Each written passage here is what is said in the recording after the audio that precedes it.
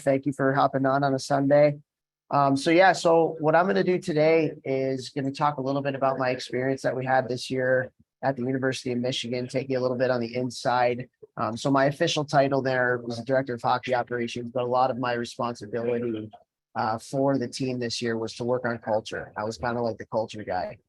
We wanted to be very proactive about how we treated each other, very proactive and intentional, just about everything that we did as a program on and off the ice, reaching certain standards that would help us to be a national championship team. We didn't end up getting our ultimate goal. We lost in Frozen Four to Quinnipiac, who ended up winning the championship. So I don't know how many college hockey fans we have in here, but it was just a really special season. Season full with a lot of ups, a lot of downs, and just looking forward to taking you inside a little bit of our plan of how we built our culture. And one of the things that's really important, at the University of Michigan, we're always going to get some high level talent. I think we had 5 first-round draft picks to the NHL on our team this year, but we know that talent doesn't win championships, teams do. And so we were very intentional about how we built our team, very intentional about how we put structures in place for how we treated each other. And I'll take you through that. So I'm going to share my screen with you guys here and show you a little bit about some of the things that we did. Can everybody see my screen? Ken, can you guys see it? Am I on here? Yeah. All right, cool. Those are my 3 daughters, by the way. My youngest one was not happy to be on top of the net, as you guys can see. But this is something that he went to a lot during the year, and things that we talked about a lot here on this next slide. And I'm going to specifically talk about the first 3. And this is paramount to what we were trying to build and what we really wanted our team to embody and really think about a lot, talk about a lot, was these first 3 R's here: resiliency, relationships, and repetition. And so the first 2, in my opinion, are the most important thing when you're building a culture. You have standards, you have people in a group that are working towards a common goal. So many of the time, and actually I'll say none of the time, it's a straight path. Every journey, whether it's an individual journey, whether it's a team's journey, it's full of ups and downs. It's really, really full of ups and downs. And one of the things we talked about a lot with our team as we were going through our ups and our downs was when those ups and downs happen, you have a choice. Life is all about choices. And when things were going well, it was okay, we have a choice to rest on those laurels and just, keep coasting along and plateau.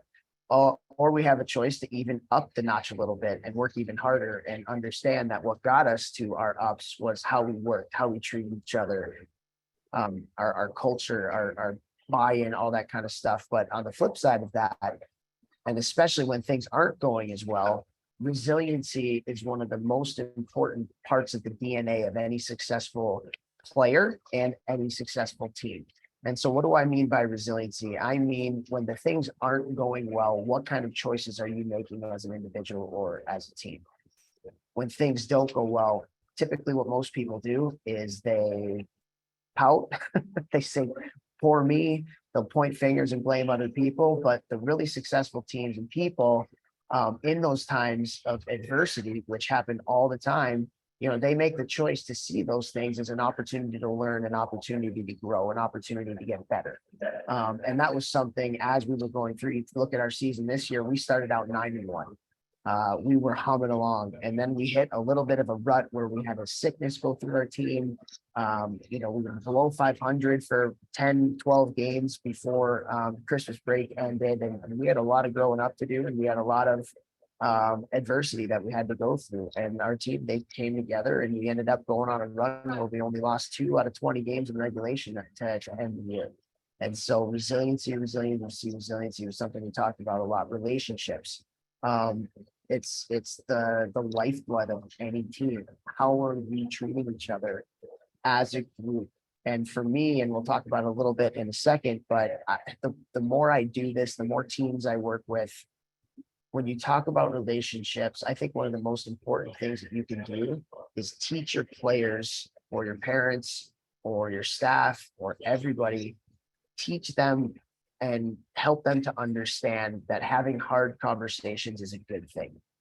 And that's something we talked about with our players all the time. And it was really, really interesting at the beginning of the year. One of the things that I did is I actually gave a communication questionnaire to all of our players, basically asking them how they like to be communicated with. Um, and one of the things that came out of it that almost all of these kids talked about was, we just don't want you to BS us. We want you to be honest. We want you to tell us the truth. Which, sometimes players don't get that from their coaches, or they feel like they don't get that from their coaches. So we made a very concerted effort that, especially when we were having the tough conversations, we went back to those sheets with every one of our players, or if we were addressing the team, and said, hey, guys, remember this sheet. You wanted us to shoot you straight. Here we go. We're going to shoot you straight. And it just led to a little bit more buy-in. It led to our players just kind of believing our message a little bit more. And ultimately, like, the relationships that we had with our players as coaches and staff, and then also teaching the players to have the hard conversations themselves within the group. And one of the things we talked about is, we didn't want to have a group where they were just friends. We wanted to have a group where they were brothers, where they were teammates. And I think sometimes friends, acquaintances, they're not willing to go out on a ledge and be vulnerable and have the hard conversations if somebody was kind of stepping off the straight and narrow, for fear of not wanting to hurt their feelings. That, not many people love confrontation, but we taught them throughout the year. We did exercises with them on how to have the hard conversations, why to have the hard conversations. And ultimately, we had a team where we only had 5 seniors and we had 12 freshmen. So there had to be a lot of hard conversations between our upperclassmen and our younger guys about the standards of Michigan hockey and what it meant to be a Michigan hockey player.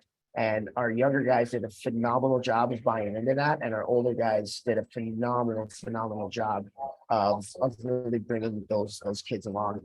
And then the last thing that I'm going to talk about is just relentless repetition. And at the end of the day, like, you can talk about it all you want, but there's no substitute for hard work. There's zero substitute for hard work. But what we believed in is, you can't just work hard, you got to work smart. And we wanted to optimize our days as a staff, and we wanted to optimize our players' days so we can get the best bang for our buck. Because, as you guys know, who most of you, I believe, are in high school now, and for the parents that are listening to this too, like, life's crazy. We got a lot going on. And so we wanted to teach our players to be able to work to the maximum of their capacities in a way where they were still achieving some sort of balance. They were able to do social things. They were able to enjoy life outside of hockey as well. And so we really tried to set them up for success by talking about routines, talking about what it means to work hard, talking about their standards as it related to that stuff. So I'm going to run through some of those things just here in this presentation. And if anybody has any questions, feel free to unmute yourself and ask away. It was a really special year for us, and I'm so happy to be able to talk about it with you guys here today. And the first thing I want to talk about, the most important thing, is resiliency. And the quote that I have, the quote that we talked about with our players a lot: the victim see adversity, achievers see opportunity. And it was just a mind frame and a mindset that, hey guys, like, if we want to win a national championship, it ain't going to be easy. We have a lot of players that are driven to go play in the NHL. And hey guys, like, that process is not going to be easy. And it's very similar to, a lot of the journeys that you guys and the players on this call are going through right now. Some of you might have a goal, a dream, an aspiration to play at a higher level, whether that's junior hockey, whether that's college hockey at the different levels, whether that's professional hockey. And what I can tell you unequivocally is very, very, very, very, very few players, even the Adam Fantillis of the world, who I love to death. He just got drafted number 3 overall to go to Columbus Blue Jackets. His path was not an easy one to get there, even though he won the Hobie Baker, even though he got drafted so high in the NHL. Like, he was a guy that had to face a lot of adversity in his hockey career. And everybody's path is so different, and 99.9% of those paths is hard. And it takes getting cut. It takes playing for a hard coach that maybe you don't get along with. There's so many different takes a lot of losses. It takes, getting back from injuries, so many different things that can happen throughout a career and throughout a season. And the really, really successful players, they see those times of adversity as an opportunity to learn something and get better and challenge themselves to get better. Same with teams. Teams go through ups and downs throughout the year. And I'll give you guys a few specific examples from our year this year. Our team in September, our equipment manager passed away. He had cancer, and it was really hard on the guys, but ultimately we used it as an opportunity to kind of honor Hums, who was our equipment manager, and what he stood for and the great things he did for our program, and it brought us together. We had a player who attracted this thing called adenovirus in November, and we had 6 or 7 other guys that got it really bad and were in the hospital. And we were playing against the University of Minnesota at the time with I think it was 16 healthy players. And one of our players was almost died. And the virus, sorry, I get emotional kind of talking about it, but the virus attacked his nervous system, and he was in a coma, and we weren't sure if he was going to make it. But the guys banded together around him and eventually ended up getting better. And Holtzy, he ended up, coming back the second half of the year, which was nothing short of a miracle. And our first game in the playoffs against Wisconsin in the Big Ten playoffs, he scored his first career goal as a defensive defenseman in overtime to win the game for us. And it was just an opportunity for our team during a really, really, really difficult time where we really learned that our players cared about each other, and you really learned that we had something special.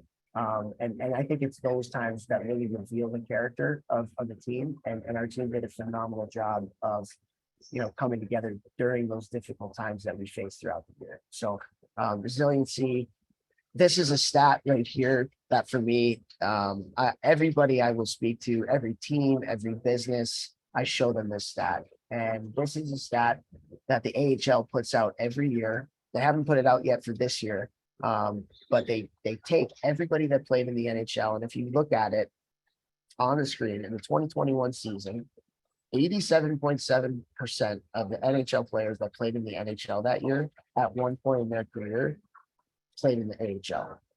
So what does that mean? That means that almost 9 out of 10 of every player playing in the most dominant talent rating league in the world, 9 out of 10 of those players got cut. 9 out of 10 of those players were told, you're not good enough for the NHL yet. You need to go down to the AHL. Instead of riding planes, you're riding buses. And you're going to have to learn how to get better. And once you get better, then we'll take you up and you can play for the big club. And so I think a lot of people have this preconceived notion, and it's a misconception, that even the players at the higher level, they get there on talent. Well, at the end of the day, there's a lot of talented players.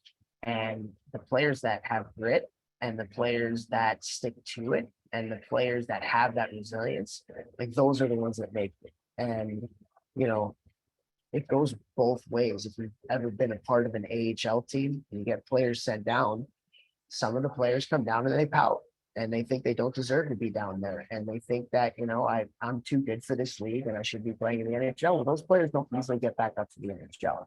The players who get back up to the NHL go down to the AHL because they understand there's something they need to work on and get better at. And so they go down with a better attitude.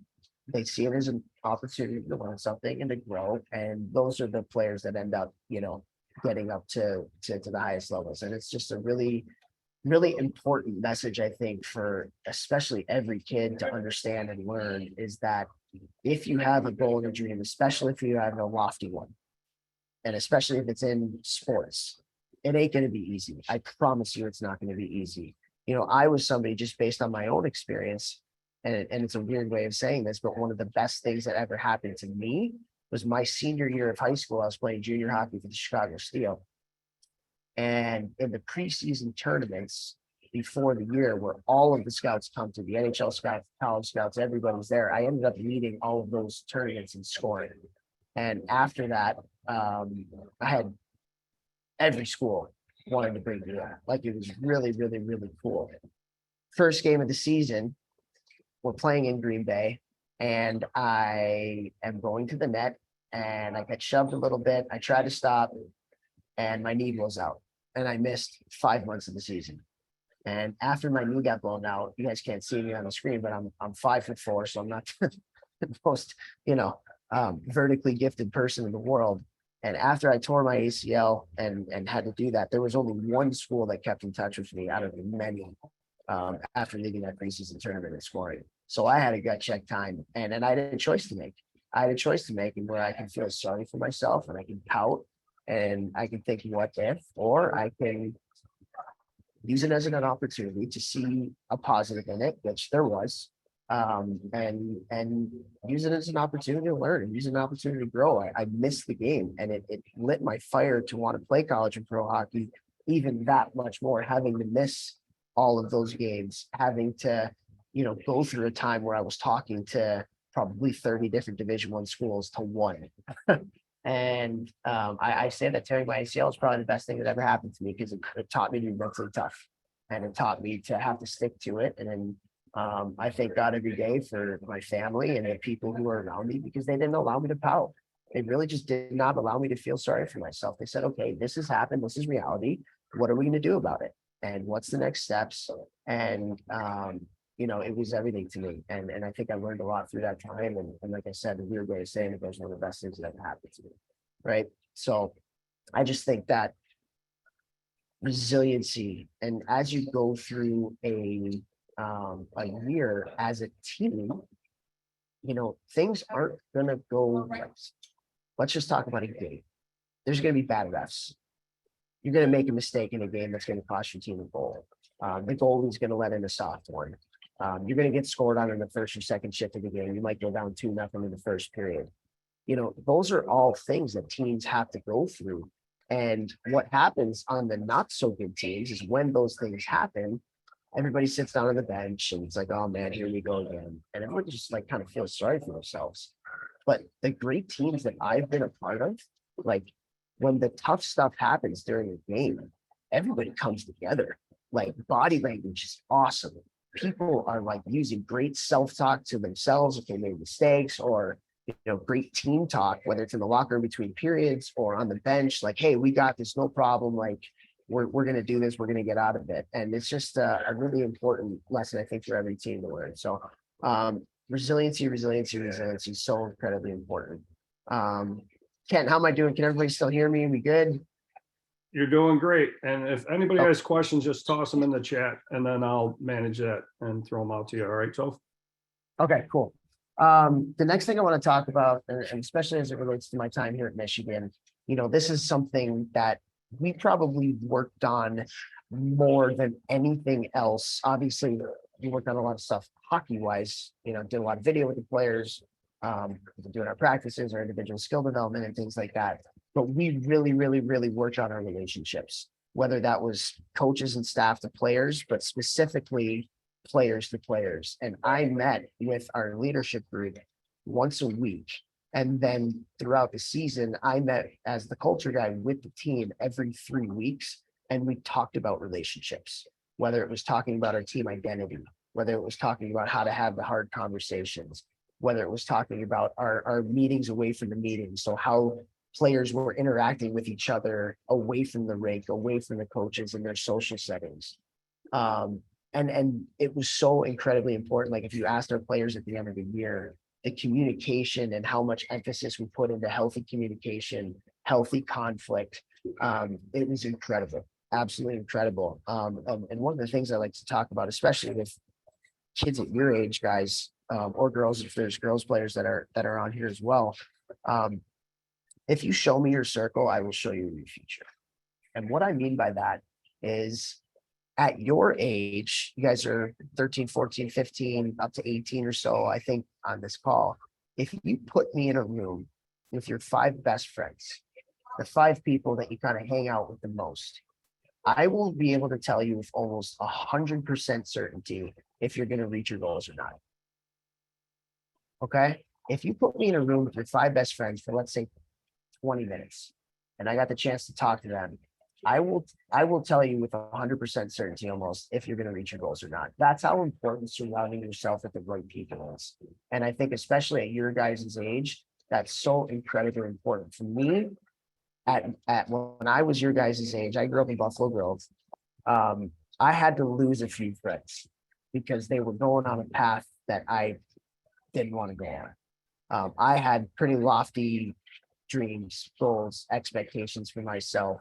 And I knew that if I wanted to reach those things, if I went down that path with some people, I wouldn't have a chance, not a chance at all. So, as you guys are going through some really, really important years here, I would really encourage you to edit and take stock of the people that you hang out with on an everyday basis, especially if you have hopes and dreams and not. Because if you surround yourself with people who are going to be honest with you, you surround yourself with people that love you for who you are and don't try to pressure you to be somebody that you're not. I think you've won the lottery, and it goes a long way to where you're trying to go, right? So, but relationships is something we talked about so much with our team here at Michigan. I'll show you guys a stat here. So these are two different players. You see the player on the left, it's got a lot of pink on there. And you see the player on the right, who's got a lot of yellow on there. These are two really, really good friends of mine. The guy on the left was a teammate of mine in college hockey at Cornell. He was a first round draft pick, 14th overall, played 0 games in the NHL, not one. And that's insane and unheard of if you're a 14th overall first round draft pick. The guy on the right was a second round pick. And he's played a lot of years in the NHL. He actually played last year. I need to update this page. He played for the Carolina Hurricanes last year. But knowing these two as much as I do, you look at their stories, right? Both were highly touted freshmen coming into college. Both were high draft picks, first rounder, second rounder. Both of them signed an NHL contract after their sophomore years in college. They signed max rookie deals. The guy on the left not one NHL game. The guy on the right has played over 1,000. And for me, knowing them as well as I do, the difference between the two of them, the only difference, I just told you all their similarities. The only difference was the people that they chose to surround themselves with once they signed their NHL contracts. My buddy on the left, my teammate, once he signed his contract, he surrounded himself with people who were leeches, people that loved the bar scene, people who loved to buy big things, and they weren't buying big things with their own money, they were buying big things with his money. They were just worried about everything and anything that had nothing to do with the success of my buddy and his playing in the NHL, right? And because of that, and because he gravitated towards those people, 0 games in the NHL. And he's got a lot of regrets right now because the guy on the right, obviously a very talented person. Most of you probably know who he is. His name is Paul Stastny. He played in Carolina last year. He played for the U.S. Olympic team. He's best friends with my cousin growing up. That's how I got to know him really well. We played in different tournament teams together and stuff.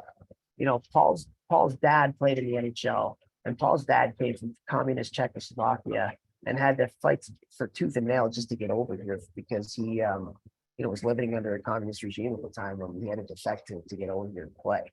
And so just the gratefulness that family had that they passed along to their kids was insane. And Paul has worked for everything he got. I actually just saw him at a wedding a couple weekends ago.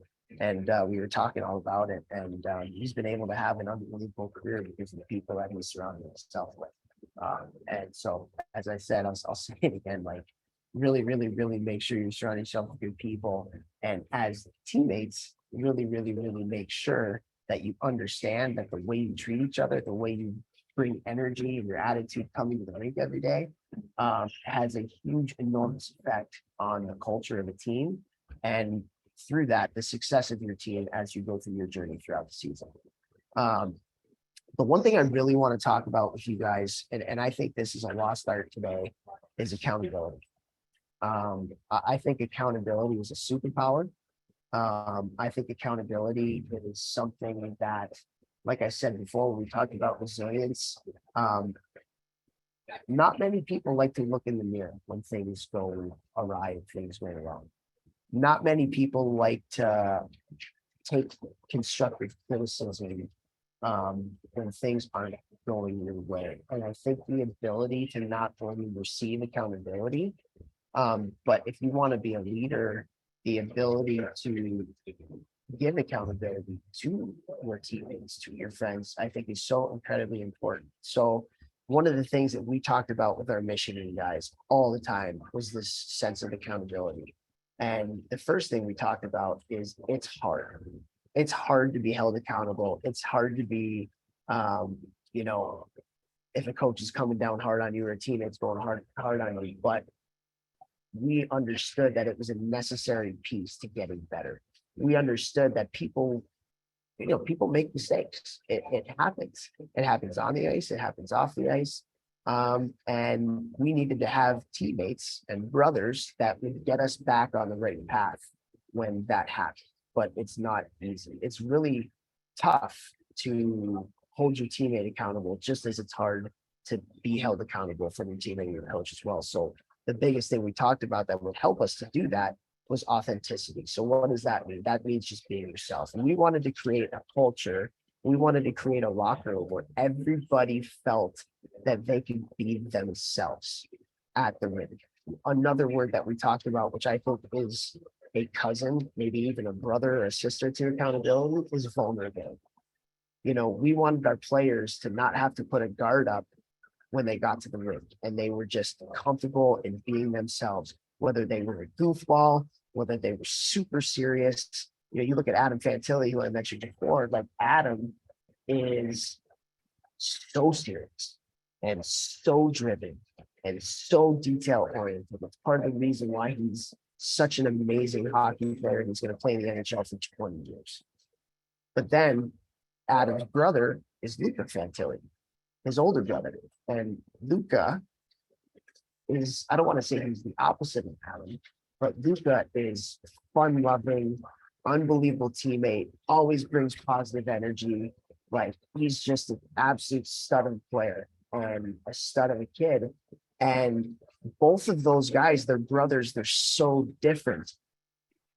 But they were both, like, even though Adam won the Hobie and he won the scoring race in college hockey and all this kind of stuff, like, Luca was just as big of a part of our team, being our sixth, seventh defenseman, because of the energy he brought every day and the positivity. And he was just such a good teammate along with being a good player. And he kind of balanced his brother out a little bit, because Adam can get off on, he's really competitive and just get it, like, he's so intense sometimes, and Luca can kind of bring him back. And it just goes to show you that, like, when you're building a team or you're building a business, you can't have one of the same, like 20 of the same people. You have to have different personalities. You have to have different players with different skill sets. You need your scorers, you need your back checkers, you need your defensive defensemen, you need your offensive defensemen, you need your grinders. Like, when you're building a house, you can't just have all electricians. You got to have the plumber, the electrician, the architect. I mean, it takes everybody. And without that accountability, that vulnerability, that authenticity, you can't build that within a culture. So that's something that we talked about with our team all the time. Be yourselves, be the best version of yourselves. And let's create an environment where everybody wants to come to the rink, wants to come and work hard and have fun at the rink, but they do it. We're all not the same person, if that makes any sense. And so a lot of that came down to accountability. And for us as coaches and for the players within themselves, it's when somebody's getting off on that, hey, let's get them back to being themselves. Let's get them back to their why. Why are you playing hockey? Well, it's because I love it. It's because it's fun, right? And a lot of times in a hockey career in a season, it gets monotonous, it gets not fun. And when you get back to your why and when you get back to being yourself, that's what gets most of the guys out of those slumps, and that's what gets teams out of slumps too. And one of the things we talked about with that is the accountability piece and the vulnerability piece. Like, if somebody's holding somebody accountable, like, we made a vow to each other in the locker room that holding each other accountable, number one, was hard. Holding each other accountable, number two, was really, really important. And the last one was, it's not personal. So if I'm a player and I'm, doing something I shouldn't be doing, and my teammate comes up to me and says, hey, we got to stop doing that. And we made a vow as a team that when that happened, it wasn't because it was personal. It was because we're just trying to make each other better, right? We're just trying to make each other better. And the really, really cool part is our guys really, really bought into that. And our players had hard conversations with each other. And I would talk about it with our captains and our leadership group when I would have our weekly meetings with them, just like some of the tough conversations that they had to have. And whether it was with each other, whether it was with the coaches, then coming into our office and being like, hey, coaches, like things need to change here. Whether it was doing it, with a younger player, whatever, like our guys really bought into it. It was really, really special. And I think that's a huge part of the reason why our team is so successful, was because we created a bond and a brotherhood through being authentic, through being vulnerable, through especially those tougher times where accountability was a big piece of us moving forward. And people like to say, Michigan wins on talent, and that's a huge piece of it. We have a really talented team, but Michigan this year, I've only been here for 1 year, but we want a culture there. We want a culture. It was a really, really special connection that our program built within each other. A lot of that was built through the tougher times. And I just think that's really important as you guys are going through your personal and your team journeys, kind of like taking these lessons that we learned at one of the highest levels and the top universities in the world. But those lessons can be, can be followed through with in any walk of life at any time. So just really, really, really cool stuff how our guys band it together. Really, really cool. I don't know if anybody's any Kent, how we doing here on time? How we doing? Are we good? Anybody You're have any doing questions? great. Yeah. No questions so far. I think everybody's just soaking it in. This is awesome. Okay, cool. The last thing I want to talk about with you guys, and again, this is another culture thing that was really, really important to us, is how hard we worked and how hard we worked together. And the fancy way that I say it, it's really just window dressing for you got to work hard, but it's relentless repetition. Like, what are you doing throughout a day that can help you, that can help your teammate, and can help your team get maybe even 1% better? And so one of the things, and we made a sign as a team that we put up in our weight room, and the sign was, everybody works hard, ... And that was right when you walk into our weight room. That's what first thing that you would see. And what does that mean? For us, and you can, take this to with you guys too, with your teams next season. If I went to every of the 62 Division I hockey teams that we were going to be competing against for a national championship, and I went into their locker room to do some team building, and I said, okay, raise your hand if you work hard. What's the percentage of players that would raise their hand? It's probably 100%, right? Everybody works hard. Everybody works hard. It's almost like, a given, if that makes any sense, especially for the people that have hopes and dreams and aspirations to play hockey or doing anything at a higher level. Everybody works hard. Are you everybody? How can we be different? How can we separate ourselves from an effort, work ethic standpoint that can make sure that, one of the things we talked about a lot was competitiveness. We want to out-compete other teams. How do we do that? Do we want to be everybody? No, we don't want to be everybody. So what are things that we can do together? What are things the coaches can do? What are things the players that can do that can separate ourselves from our competition when it comes to that hard work, that grittiness, that compete? And one of the things that we actually did all year is, and I was actually in charge of it, was we tracked all of our small area games. So every time there was a small area game that was played in practice, and we always had a maize group and we had a blue group.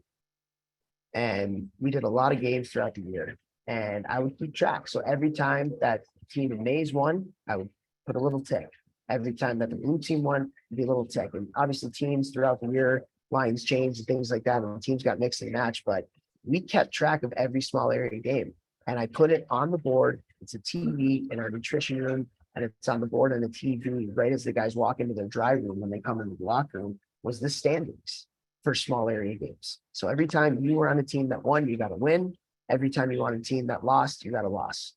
And it ramped up our small area game compete level in practice so much. It was unbelievable because our players wore it as a badge of honor. Like, you didn't want to walk into the locker room and see your name towards the bottom of the standings of our small area games. And the boys were all over me. If I made like the tiniest mistake, like they'd be like, hey, I was 3-2 yesterday. I wasn't 2-3. Like, and it was like hilarious. But we tracked it throughout the whole year. We gave an award to the top 3 guys, and it was just a really, really special thing. That was one of the things that separated us, was we wanted to be the most competitive group in the country. And that allowed us to think, at least, that we were one of the most competitive teams in the country. One story I always like to tell is about Joe Pavelski. Um, Joe Pavelski is going to go down as one of the top, probably 10 American-born hockey players of all time when he retires. I think he has the most playoff goals for any American that's ever played as well. And the story that I have about Joe Pavelski, who is now one of the top 10 most or best American-born players of all time, is I was fortunate enough my last year playing junior hockey with Chicago Steel. I made the All-Star game, and the All-Star game was in Lincoln, Nebraska that year. And my line mate was Joe Pavelski. And so they do this whole cool thing, like they really make it into a big ordeal. There's a press conference that everybody goes to, and then they do some press stuff, and then we do like the pregame skates, and then there's the big game, and they make a whole big all-star theme out of it. It was pretty cool. Come out of our pregame skate, it ends. I go into the locker room. Everybody else is in the locker room. Joe just so happened to be sitting next to me in our stalls. And I'm realizing that as I'm taking my equipment off, that Joe Pavelski was not in the locker room. It's kind of weird. Keep taking my equipment off, keep taking my equipment off. And as I get all my stuff off, he's still not there. So I'm like wondering, I wonder where he is. Struck up a little bit of a friendship with him. And so I walk out of the locker room and I go out like towards the ice. And who is the only person in the ice? It's Joe Pavelski. Joe Pavelski is an average skater at best in the NHL. At the time that we were playing in junior hockey, he was a terrible skater. He was a really bad skater. And he was out on the ice, only guy out there working on the skating, right? And I'll never forget that day because I think about where Joe Pavelski was in his career at 18 years old. In that All-Star game, he was not even close to being one of the best players out there. His skating was ugly. But he was the only one that was working on it. And I think back to that, and he's the most successful player that played in that game. Well, why is that? It's because he was not everybody. Everybody was working hard that day. Everybody was an all-star. Everybody was feeling really good about themselves, getting ready to be a stud. And Joe was working on his skating because he needed to work on his skating. And I think he was drafted in the NHL in like the 8th round, and there's not even 8 rounds anymore, like 200 something overall, because he was not a good skater. And this is a guy that's going to go down as one of the top 10 American-born players, right? So again, everybody has a different path, and he found a way to be different. He found a way to do things differently than everybody else that separated him from his competition, that all had the same hopes and dreams of playing at the highest levels of hockey. It was really, really cool. And so the other part to that story is, as I was out there, 2 other kids on our team came out. They saw Joe, only guy in the ice, working on his skating. And I'm sitting here thinking, like, man, this guy's a really hard worker. This is really cool. The 2 guys behind me had a little bit of a different idea of it. They were calling him, like, a way to go, buddy, Johnny Tryhard, like, good job, like just trying to show off or whatever in front of the scouts and stuff. Well, I'll tell you what, I don't remember who those 2 guys' names were, but I sure as heck remember who Joe Pavelski is. And so the lesson to that story for me is, if you want to be different, and whether that's a work ethic thing, whether it's a personality thing, whatever, like a lot of times people don't necessarily like different. But in my estimation, and from all the players that I've seen go on to do some awesome things, being different was their superpower. It really was their superpower. Adam Fantilli, it's his competitiveness. It's different. Joe Pavelski, it's his detail and his work ethic and his want to get better. That made him different. But like the crowd doesn't like different. And the crowd will try and bring you back down to their level, because at the end of the day, like, everybody wants to be the hardest worker, but there's very few people who will do the day-to-day things necessary to be the hardest worker. And so rather than, like working, like the crowd working to get to that person's level, because now they can be the hardest worker with them, what they're going to do, because they don't want to work, is they're going to make fun of that guy or girl, or they're going to try and bring him down to their level, because, everybody wants to fit in, everybody wants to be accepted. So, if somebody starts making fun of you for working hard, what most people do is they'll take their foot off the gas because they want to be accepted to the group. But if you want to do great things, you've got to be different, and you can't And especially at your guys' age with the amount of bullying that goes on, and um, like you have to find a way to surround yourself with people that don't do that when you're little. And then when that stuff does happen, when people are trying to tell you to not be different, you have to have so much conviction in your values and so much conviction for what you want to do and who you want to be, that you got to ignore the noise like Joe Pavelski did. You got to ignore the noise like Joe Pavelski did. That's what can really make you different. And that's what can make you not everybody. Because that's a hard thing to do nowadays, especially with social media. Everybody's presenting their best selves that aren't really real. And how everybody tries to compare themselves to everybody else. Just be you. Just be you. And that's one, again, like I talked about with the relationships, something we talked about at Michigan all the time. Be you, man. Be you. Be different. It's your superpower. It's your superpower. And so with that, it allows you to have fun with what you do. When you have fun with what you do, you're going to work harder at it. When you work harder at it, you're going to, build up better habits. And when you build up better habits because you're doing it every day because you love to do it, that's when you get better. That 1% better every day. You can't get 100% better every day. You can get just a tiny bit better. But if you're consistent with it, and we gave our guys routines to do it, everybody had an individual development plan, both on the ice and off the ice. And I think that's what really made another part of our group being so special. It's just like we wanted to be different, and we talked about how important that was. So I encourage you guys to do the same. I look back at my experience here at Michigan and all the different personalities, and what made everybody different. And it was a special group to be able to be a part of as related to that. So, those are the things that I wanted to talk about with you guys here today. Hopefully you guys got something out of it. Hopefully it can bring you guys a little bit on the inside of what our process was at Michigan to help build our culture, that helped us to win a Big Ten championship and get to the Frozen Four. And hopefully you guys can take some of this stuff and use it both on your individual journeys for where you're trying to go, and on your team's journeys for next year as well. So there we go. Ken, any questions or feedback, or is anybody, have any questions or want some feedback? Topher, that was great.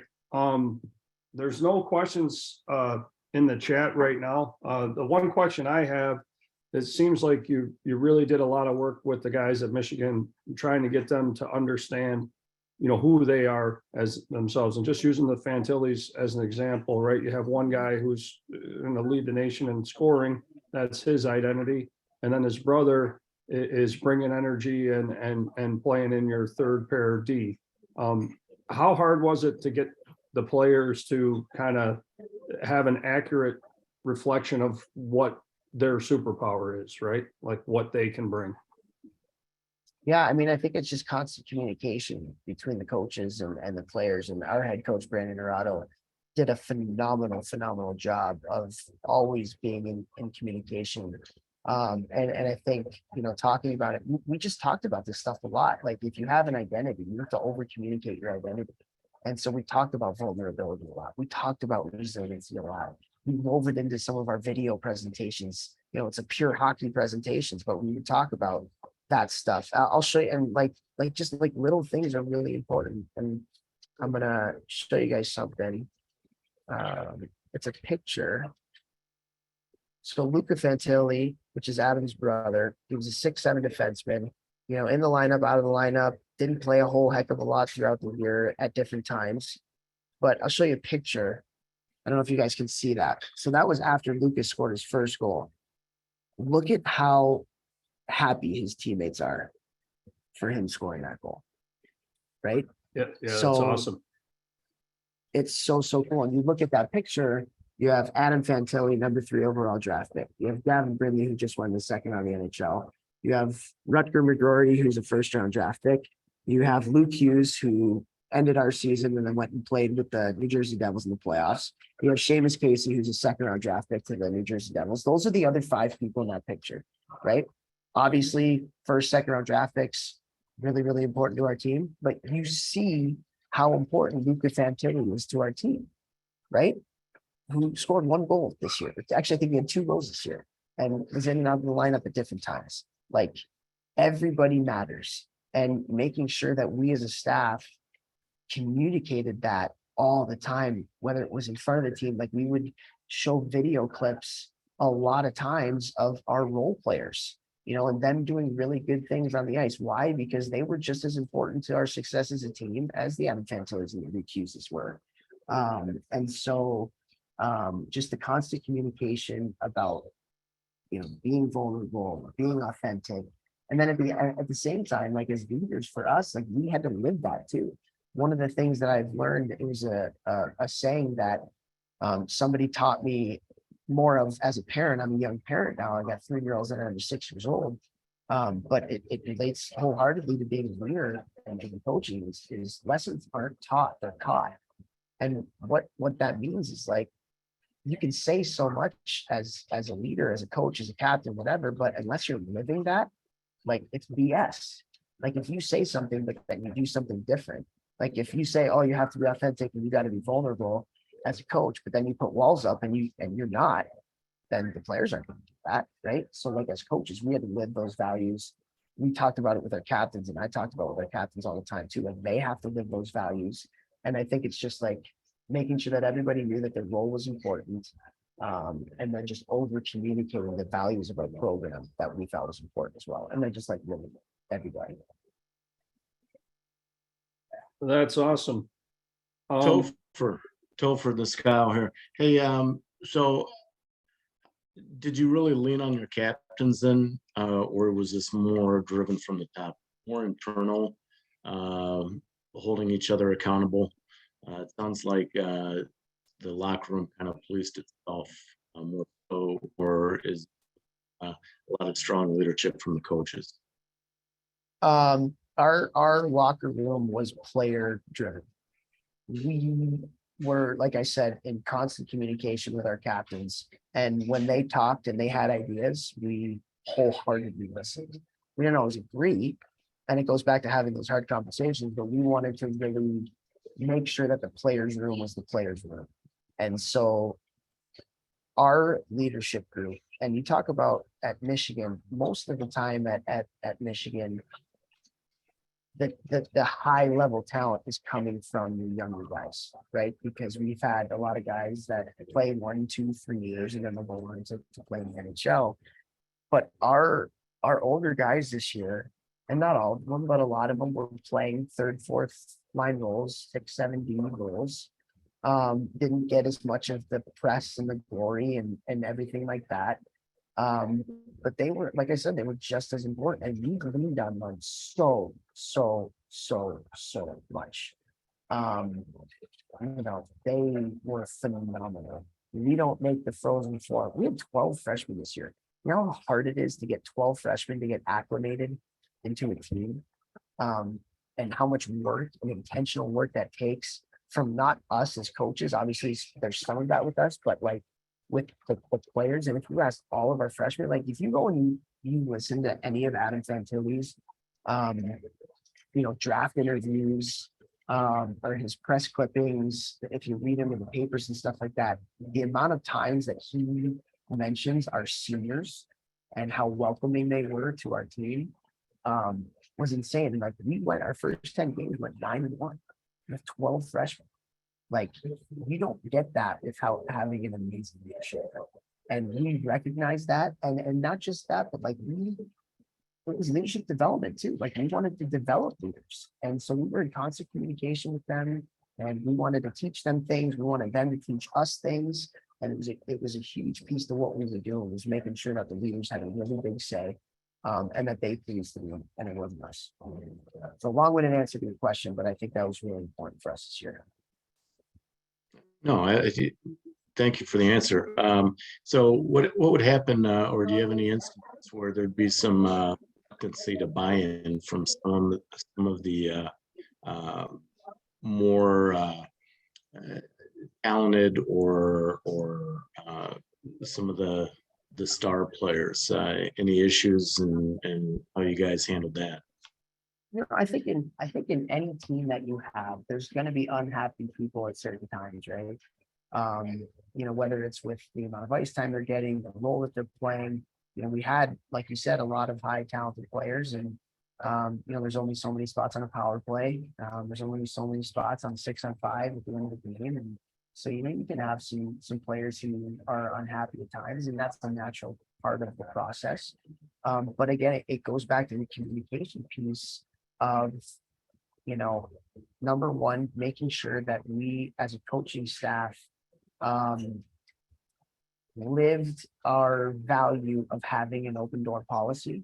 So if players did have issues with us, they felt comfortable, and we wanted to create an environment where the players can come in and voice themselves, be vulnerable with us. If they wanted to, had some choice words, that's okay. We're going to get through it, and, at the same time, goes back to the communication. We told them at the beginning of the year, and we gave them that communication survey. What did they want? They wanted honesty. And so we gave them at the beginning of a lot of those conversations the disclaimer of, this is what you wanted. You wanted us to be honest with you, and this is what we are seeing. And this is why you're not getting maybe some of those opportunities that typically you might have been given in the past. And so I think with those things, creating an environment with an open door policy where the players felt comfortable to voice their opinion. And then for us, making sure that we were sticking to our values of being 100% honest with them. And honesty, I think there's a difference between being brutally honest and being an asshole. And so we wanted to make sure that we were honest, but in the right way. And, if we had certain things, sometimes we would send our message through video. This is what we're seeing, and this is what you're not doing, and this is what you are doing. That's not earning you a spot to be in this specific role right now. Sometimes we would have group line discussions. We would take a whole line in, but really kind of center maybe some of the criticism towards a certain player, but we're giving it to the other two guys on the line too. So that player just doesn't feel seen about. There's different things, I guess, that you can do. And our head coach Brandon, he does such a good job of managing that.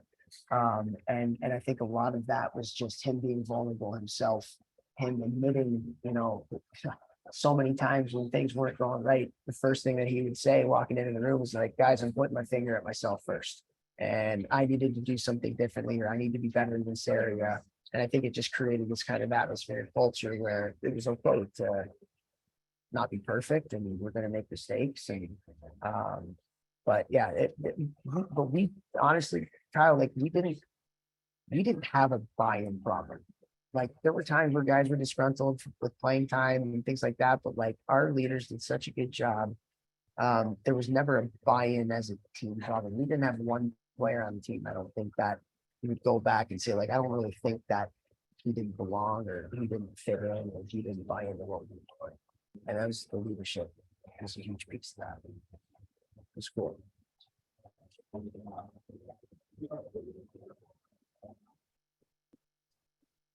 Well, Topher, this has been great. It's I know you did this a couple years ago when we were all going through the COVID shutdown, and there's a lot of positive feedback from families. This is again going to be a must listen for all players, and I just love your stories about dealing with adversity and resiliency, and it's something that and obviously the Pavelski story is one of my favorites.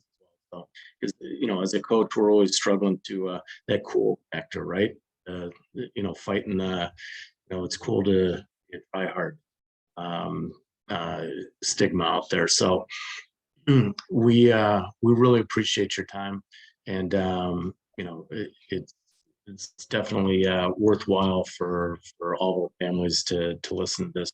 Our players will definitely we'll make sure that they give this a listen. Kent, do you have anything else you want to add? No, just thanks again, Topher, and for everybody on the call here. Definitely tune into the Hockey Think Tank. It's a great weekly podcast that Topher has every week, and it's parent, player, or fan. It's just an awesome listen every single week. So thanks for coming, and Topher. Yeah, thanks Topher, again. we appreciate you stopping at a truck stop on the way home. It's amazing what you got. 5 hours into a It's 7-hour drive here, so we got. It was nice to break it up a little bit. It's amazing where you have to go to get a quiet place when you have 3 little ones under 6 at home, huh? Yeah, that's actually true too. All All right, right. thanks, everybody. Topher. Thanks, everybody. Have a good one. Take care.